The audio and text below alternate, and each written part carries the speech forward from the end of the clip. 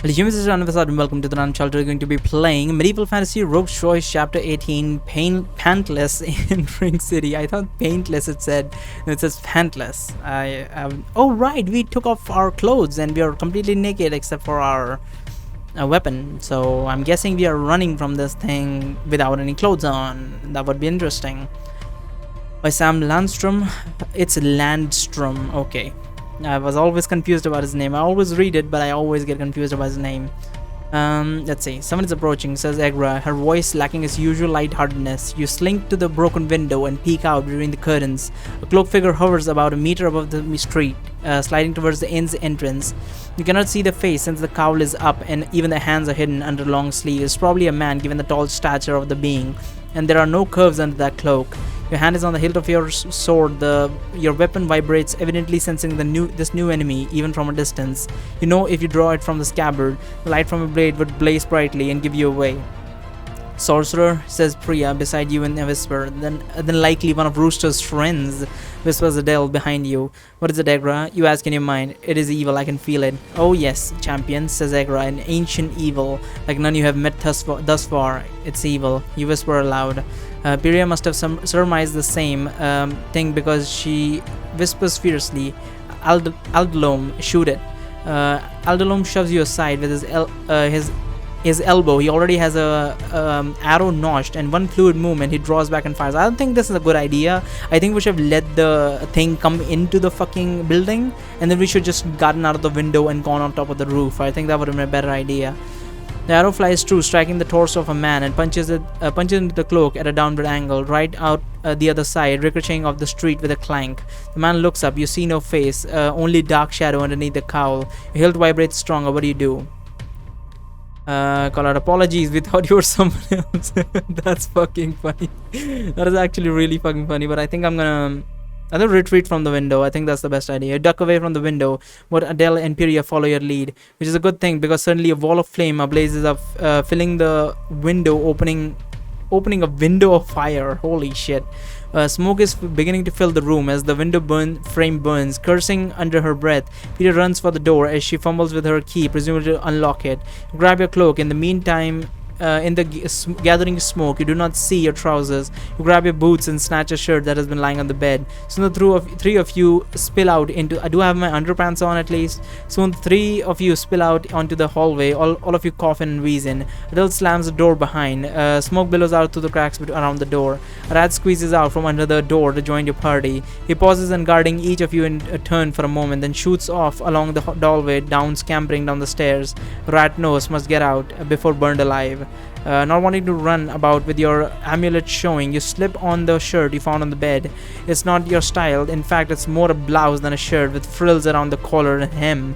No time to worry about that. You pull on your boots. As an escape, you consider the window of the other rooms on the floor. Maybe we could make it out onto the roof. However, you expect Pyria. She is naked except for her bandages. With a damaged leg, you doubt she could follow you through a window. Adele is naked too except for his quiver slung around his shoulder. Of course, he holds his precious bow.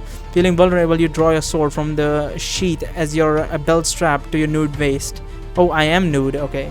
Your blade is already glowing. With no other choice, you pull away your cloak. Pull your cloak around you. Lead the way down the stairway. As you descend the stairs, your sword glow ignites into a white fire. As you feared, the cloaked figure is already down here. He's standing in the main doorway of the inn, leaning against the door frame. Upon seeing you, he throws back his cowl to reveal a handsome face with a perfectly manicured goatee. From the light of the fireplace, you can now see the cloak he wears is the finest quality, though the color is faded by time. There are holes in it. You think you see the newest hole, Adele's arrow added to it. The man smiles at you and straightens up. From the advantage of the upstairs window before, you then realizes how tall this man was. His head nearly touches the top of the door frame. I appreciate you not making me wait, although you could have taken time to dress. He raises his eyebrows as his eyes roves over your naked companion and then back at you. I hope I did not interrupt something. Shoot him, you whisper to Aldale, who stands a few steps above you in the doorway. No, shouts Pyria over your shoulder. He's not hostile. He's blocking our way and he's an evil way about him. You whisper, shoot. No, Aldalom, says Pyria. The man gives a heavy sigh. You have no calls about shooting him earlier, he whispered to Pyria. She did not know yet how handsome he was, says Egra, tittering.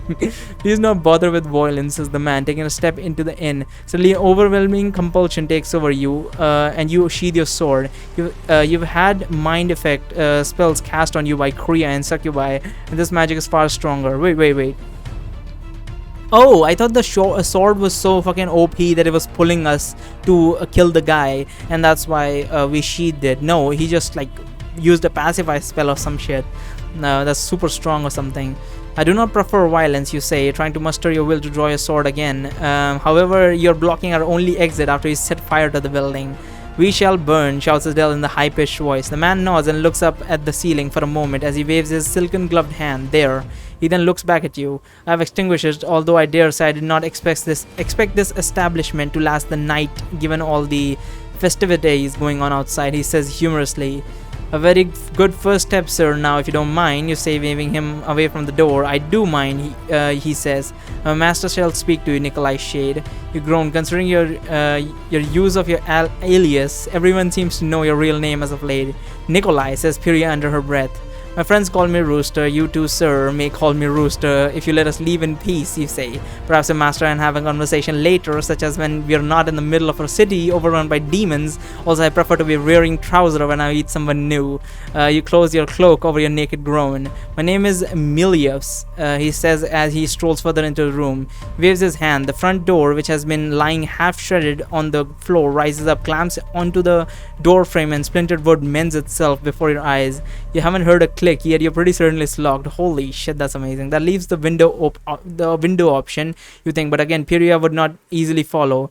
What do you say, Egra? You say in your mind, shall we transform into something formidable, crush this man? That would be a mistake, says Egra. Besides, are you not a little curious to meet this thing's master? You're the one that called him an ancient evil, you say, so no, I'd rather not meet his master. On my signal, you whisper as you turn your head to the others. Whoever's catch as both... Behold, both Adele and Pyria are staring glassed eyes straight ahead, their bodies ramrod straight. You wave your hand in front of Pyria's face, her eyes do not move. What have you done to them? You say, turning to Milius. No harm has befallen them, my master only wishes to speak to you only. Flattering as that is rude to paralyze a man's friends, you say. Milius ignores your word as he strides over to the fireplace and pulls a vial out of his cloak. The suspense, says Egra. Milius dribbles liquid on his hand and smears red on the wall before the fireplace. Blood, of course, you groan under your breath. Always blood. Milius' back completely turned. You now seems like a good time for a good old-fashioned backstabbing. To delight, you're able to draw your sword without magical interference. You begin creeping towards him. I don't think that's a good idea. The sword begins glowing fiercely as the weapon vibrates in your hand, in what you have come to know as an evil smiting anticipation. Swiftly, a table slides several meters and screeches to a stop in your path. Cease that, I will give your manhood to the Terilac, says Milius without turning. Oh, hell's crotch cricket, a rare disease in this world, worse than death, says Egra. What the hell is hell's crotch cricket?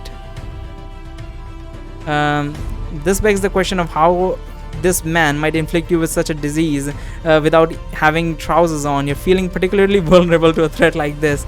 You stop your tracks and sheathe your sword. Are you going to allow your champion to be disrespected, you say?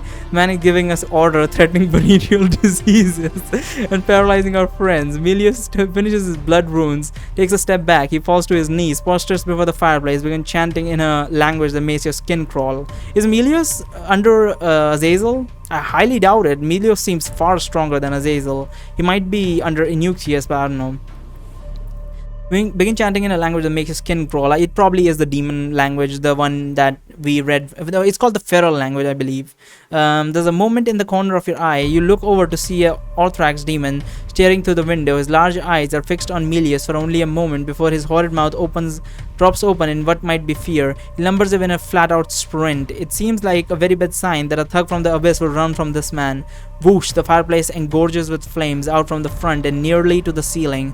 Out of the inferno calls a monster with long horns and a goat-like face with reptilian eyes, which are immediately locked on you, filling you with terror. Once clear of the fireplace, the monster straightens up upon his cloven feet as the flames in the fireplace die down. He has a red skin that is mostly covered in coarse hair that inexplicably inexplicably doesn't burn. He's very tall, at least 7 feet. The room fills with heat and a nasty stink, with the smell of sulfur, says Egra. Such a classic. Another demon, and that think as you seriously reconsider the window option. Not a demon, but a devil, says Egra. Do not make the mistake of calling him a demon out loud. Demons and devils hate each other. You remember seeing a demon that has goat features, so Egra can hardly blame you for confusing for a demon. Maybe if you survive this, you'll ask her why these fiends are so fond of goats. I'm called Varys. I've never heard of that one. The devil says, with a smile and showing teeth, you would have expected goat teeth, but unfortunately they're razor-sharp fangs stained with blue saliva. You have already met my slave. He turns his serpentine eyes to the still prostrating man. Melios is my name this night, if it pleases you, master, he says without looking up from the floor. I've not heard you use that name in a long while, says Varius, tilting his head at the prostrating man. Is my slave nostalgic this evening? He waves his claw. Never mind, conceal your name, but I shall look upon my slave as himself. Show our new friend your proper form. Melius rises up from the stone floor, turns to you. His body shimmers, and his shape thickens a lot. Now before you stands a pocked and pustule-covered man with rolls of fat oozing from every crevice. It is fat. Is he a fat official from Demon Souls or something? No, Melius, not your form before death. Your form now, says Varys. Melios shimmers again. Swiftly his body collapses in on itself. Indeed, he is soon without flesh. His head is a bare skull, darkened in place as though with age. His eyes are dark sockets with glowing pinpricks of light in the middle.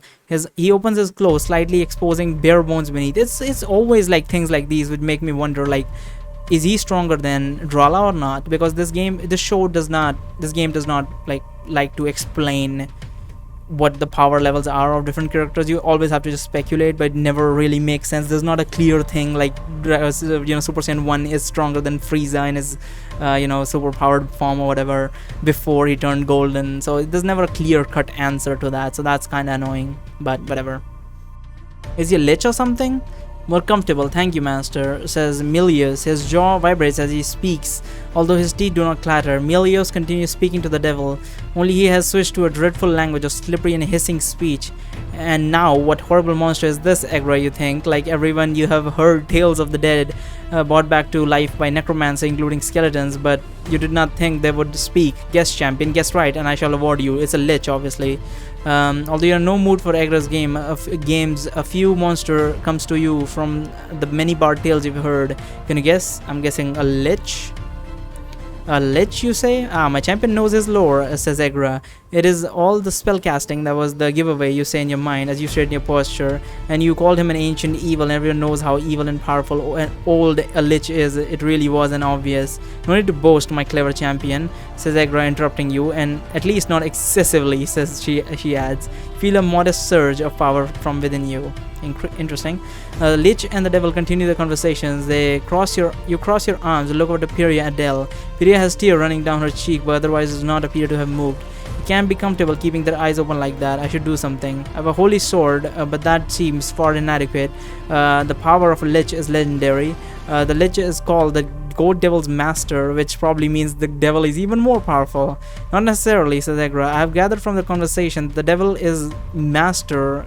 This devil is master thanks to a deal he made with the lich centuries ago, when he was but a mortal.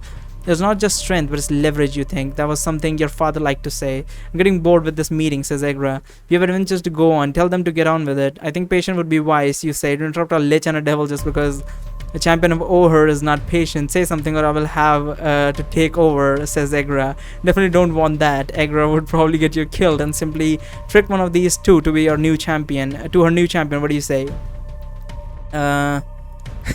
A lich and a devil walked into an inn. I think I'm gonna go with that. That's a fucking fun. That's a funny one. A lich and a devil walks into an inn, you say loudly. Melios and Varius disengage from the conversation, turn to stare at you. They're silent and waiting. That's the two of you, you say, nodding at the devil. Go ahead and finish the joke. Varius smiles, showing his long blue-stained fangs. I say, there's a young man behaving as though he'd like to have his skin flayed off. You gulp, and the lich says, you look over at Melios. I agree, master. We should not leave him waiting, says Lich. The joke could use some work, you say, frowning, but I like the part about not making the young man wait.